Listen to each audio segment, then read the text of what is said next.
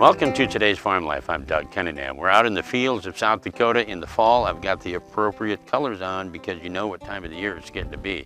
There are some things to remember. We'll get to that in just a little bit, but I was curious about what the pheasant population was like because of the hot, dry summer. We all know it was hot and dry. I've heard stories that it was good for pheasants. I've heard stories that it hurt the pheasant population. So I went after some answers. I had a chance to catch up with Lynn Geuke. He's a wildlife conservation officer for the state of South Dakota. He says they really won't know what the effects of this summer's weather was until a little bit later. So we'll really know here in just a few short weeks how everything kind of fared over the drought. You know, some places have picked up some rain here and there, which has provided more moisture, which you know, chicks rely on bugs for their water supply. And so if there's, you know, if it's a really dry summer, there's not as many bugs as there would be if you have a wet year. So we'll just wait and see. You know, there might be areas that are more affected than others, and we'll just wait and find out. Overall, I think it's going to be a good year.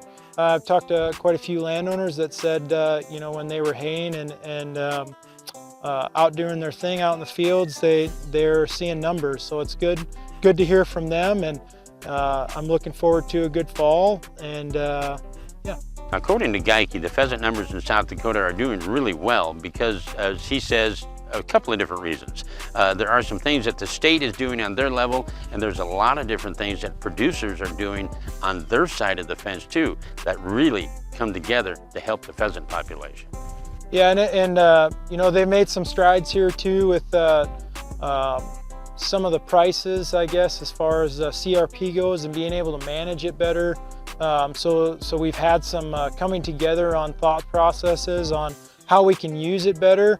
And then also, you know, some farming practices have changed in recent years to where we're seeing more cover crops come in. That also, I mean, that helps tremendously out in the fields and for our wildlife populations in general. So when we start to see some of those things and we see some guys starting to show interest in putting things back into grass and managing it for the better of the ground, then we're seeing things. We're seeing the results of that. According to Geuke, if you're headed out into the field to hunt the pheasants this year, there's a few things that you need to keep in mind.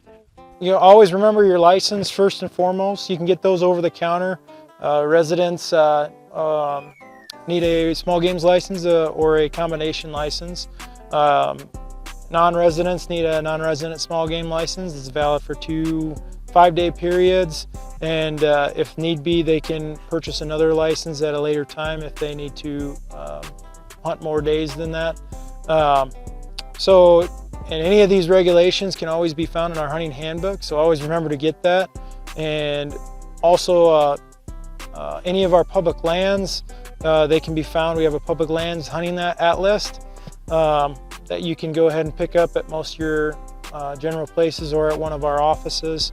You can find those on our website too, or via our handbook.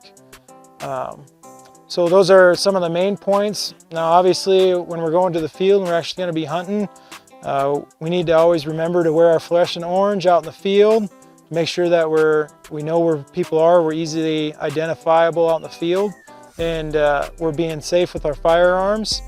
Just always remember to, if you want to hunt some private property, to make sure we're asking permission beforehand. You know, try to build relationships with the landowners, because that's what's going to keep our hunting heritage going for multiple generations to come.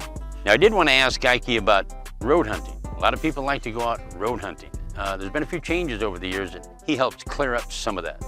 So generally with road hunting, you can hunt the road rights of way in the state of South Dakota, so on either side of the ditch during the regular season.